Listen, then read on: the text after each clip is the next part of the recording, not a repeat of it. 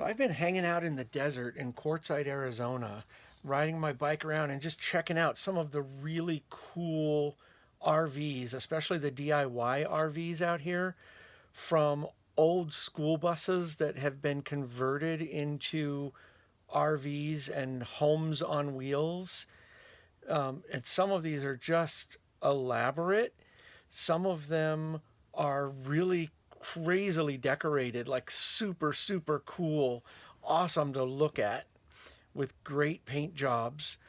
There's also old transit buses and like Greyhound type buses, tons of them everywhere. And beyond that, there's old RVs. There's new RVs too, but I like looking at the older ones and just seeing like the vintage ones with retro coloring that are just amazing looking.